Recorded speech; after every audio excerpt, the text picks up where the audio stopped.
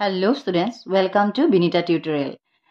কালি মোক এগৰাকী সুধিছিলে যে ফকৰা যোজনা কি আহিব হা এতিয়া চোৱা তোমালোক মই ফকৰা যোজনা লাষ্ট 13 ৰ পৰা লিখি থৈছো উপকাৰী গজগৰে খাই 13 ত মুখতে বটা পাই মুখতে কটা যায় 14 ত গুৰ মাৰি গঙ্গাত পেলোৱা 15 ত আহিছে উলুৰ লগত বগৰী পুৰা 15 ত হলা গছত আটাই বাগি কুঠাৰ মাৰে 16 ত তুলসীৰ লগত কল্পতৰুৱাৰ মুক্তি 17 ত 100 গৰু মাৰিলে বাঘৰো মৰণ 17 ত আহিছিলে হল এতিয়া চোৱা কিনা হাঁহৰ ঠুটলকে মঙহ অভ্যাসৰ নৰ কৰ্ণপথে কৰে হৰ উদক ভেটা ৰখিয়ে দিয়া অধিক মাছত বগলী কণা লোকলৈ বুলি হুলপতি নিজে মৰে ফুটি নাও বুৰিলেও টিঙৰ পৰা ননমা 2020 আহিছিলে এতিয়া চোৱা মই অলপ খৰখৰকে কৈছো এতিয়া চোৱা যিহেতু আমাক দিছে কি হেৰি এটো কি বুলি কয় ধৰ্মসিংহ ডেকাদেৱৰ ৰচনা বিচিত্ৰাৰ 11 to 20 11 পৰা 20 লৈকে আহিব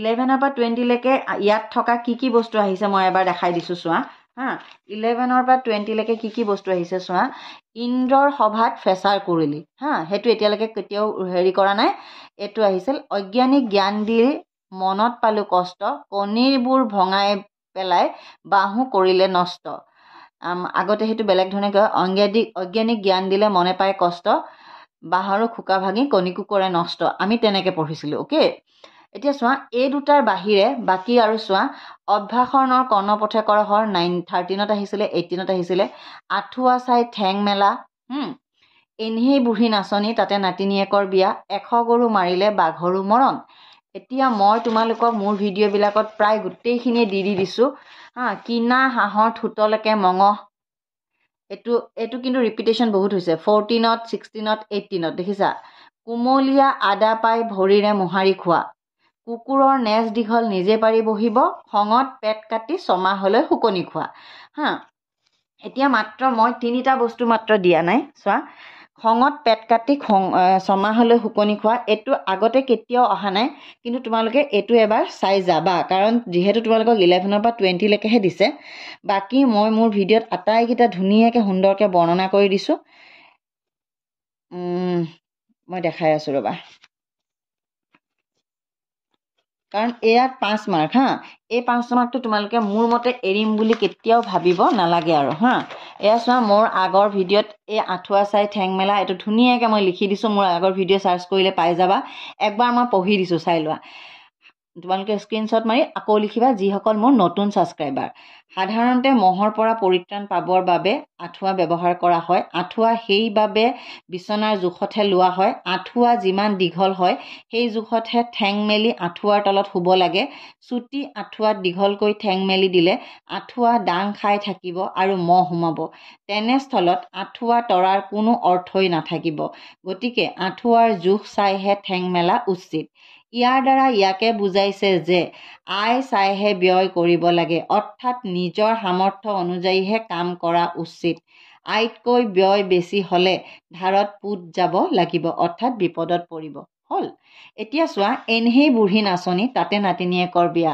মই যেহেতু আগৰ ভিডিঅ'ত দিছোৱে নতুন যিসকল সাবস্ক্ৰাইবাৰ নতুনে যোনে মোক কোৱেশ্চন সুধিছে তেখেতে ভালকে চোৱা স্ক্ৰিনশ্বট মাৰি থবা নাতিনীসকল বুঢ়ী আইতাকৰ বৰ প্ৰিয় সাধাৰণতে নিজ পুত্ৰ বা জীতকৈ নাতিনীসকল আইতাকৰ বৰ আদৰৰ হয় আইতা আৰু নাতিনীৰ মাজত এক বিশেষ ধৰণৰ মৰমৰ এনাজৰী পৰিলক্ষিত হয় যদি বুঢ়ীমাক নাচনী হয় অৰ্থাৎ ফূৰ্তিবাজ হয় তেন্তে নাতিনীয়েকৰ বিয়া বুলি তেওঁ আনন্দত মতলীয়া হ'ব বুঢ়ীৰ নাচোনৰ পাকে সকলোকে আনন্দময় কৰি তোলে ইয়াৰ দ্বাৰা ইয়াকে বুজা যায় যে আনন্দৰ মাজতে যদি আৰু আনন্দৰ কাৰণ উদ্ভৱ হয় তেন্তে মানুহৰ আনন্দ দুগুণে বাঢ়ে যিসকল লোক ফূৰ্তিবাজ হয় তেওঁলোকৰ জীৱনলৈ আনন্দ কৰাৰ সুযোগ আহিলে তেওঁলোকে আনন্দত আত্মহাৰা হয় মই তোমালোকক আকৌ এবাৰ কৈ দিছো এনেকুৱাবিলাক ফকৰা যোজনা থাকিলে প্ৰথমতে তুমি ফকৰা যোজনাটোৰ ব্যাখ্যা কৰিবা কি কাৰণেনো সেই বাক্যটো লিখিছে তাৰ পিছত তাৰ লগত ৰিলেটিভলি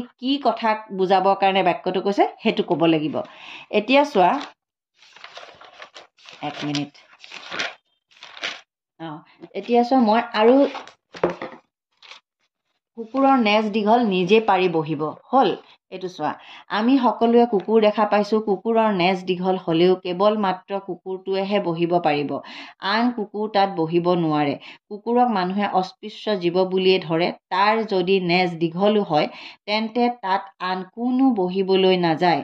আনহাতে ইহঁতি জ্ঞাতি হিংসুক, অৰ্থাৎ কুকুৰৰ নেজ দীঘল হোৱাৰ পৰা আন কাৰো উপকাৰ নহয়।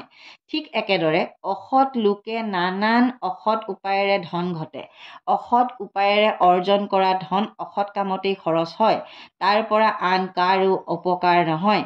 সেইদৰে কৃপণে কেৱল চাই থাকিবৰ বাবেহে ধন ঘটে। সেই ধন কোনো লোকৰ উপকাৰৰ হিতে খৰচ কৰা নহয়। গতিকে নিজৰ লাভৰ বাবে অৰ্জা ধন কুকুৰৰ দীঘল নেজৰ তুল্য। এতিয়া চোৱা, কুমলীয়া আদা পাই ভৰিৰে মোহাৰি খায়। আদা আমি সকলোৱে দেখা পাইছোঁ।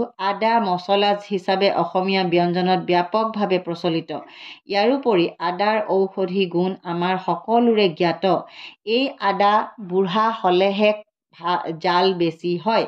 কুমলীয়া অৱস্থাত আদাত জাল কম। আদা খাব লাগিলে তাৰ ছাল কটাৰীৰে চুৰুকি ল'ব লাগে। হ'ল। কিন্তু কুমলীয়া আদাৰ ছাল কোমল বাবে হাতেৰে মোহাৰিয়ে খাব পাৰি। ইহঁতক ইয়াত তুচ্ছ কৰি ভৰিৰে মোহাৰি খোৱাৰ কথা কৈছে। ইয়াৰ দ্বাৰা ইয়াকে বুজোৱা হৈছে যে ঢিলা বা সহজ সৰল মানুহক সকলোৱে সহজতে অপকাৰ কৰিবলৈ উদ্যত হয়। সকলোৱে সহজ সৰল মানুহৰ পৰা সুবিধা লয়, কিন্তু সজ লোকে তেনে কৰা অনুচিত। হ'ল। এতিয়া চোৱা, অভ্যাসৰ নৰ কৰ্ণপথে কৰে শৰ। কৰ্ণপথ অতি অকোৱা পকোৱা পথ আৰু সূক্ষ্ম। কৰ্ণপথ অতি সূক্ষ্ম। এই পথেদি সৰসন্ধান কৰাটো সহজ নহয়। কিন্তু অভ্যাস এনে এবিধ মূলধন যাৰ দ্বাৰা সকলো অসাধ্য সাধন কৰিব পৰা যায়। অৰ্থাৎ অভ্যাস কৃতকাৰ্যতাৰ মূল মন্ত্ৰ। অভ্যাসৰ ফলত মানুহে অসাধাৰণ কামো কৰিবলৈ সক্ষম হয়। কাম যিমানেই কঠিন নহওক কিয়, সদায় অভ্যাস কৰি থাকিলে সি শেষত অতি সহজ হৈ পৰে।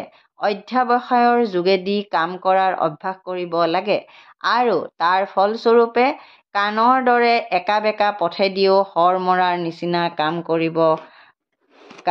কৰিব পৰা যায় বা কাম সহজ হৈ পৰে। এতিয়া চোৱা, 100 গৰু মাৰিলে বাঘৰো মৰণ। বাঘ অতিশয় হিংস্ৰ জন্তু।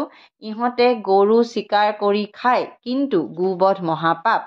অধিক গৰু বধ কৰিলে বাঘৰো মহাপাপ হয়। তাৰ ফলত তাৰ আয়ুস টুটে।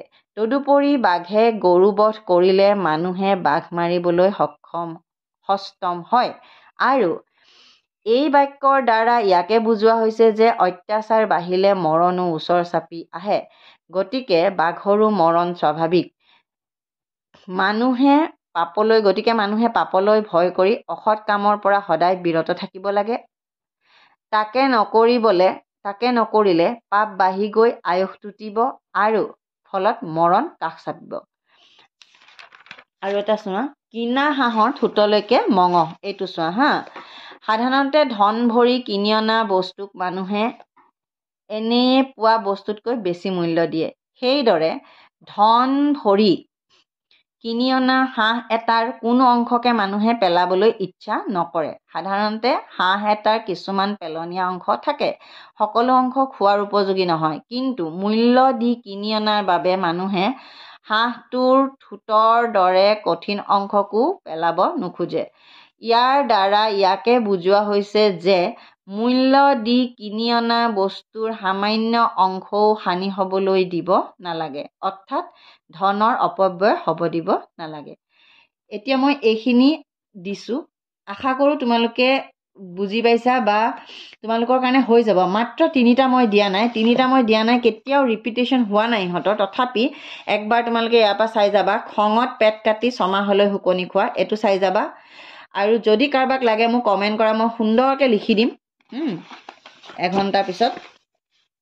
ইন্দ্ৰৰ সভাত ফেঁচাৰ কুৰুলি, অজ্ঞানীক জ্ঞান দি মনে পায় কষ্ট। এই 3টা মাত্ৰ থাকি গৈছে। বাকী তোমালোকক গোটেইখিনি দিয়া হৈছে। আশা কৰোঁ তোমালোকৰ ভিডিঅ'টোৱে তোমালোকক সহায় কৰিব, লাভ হ'ব তোমালোকৰ। ভালদৰে পঢ়া। মই আৰু গ্ৰামাৰ ভিডিঅ' লৈ আহি আছোঁ। প্লিজ চেনেলটো ছাবস্ক্ৰাইব কৰি দিবলৈ নাপাহৰিবা।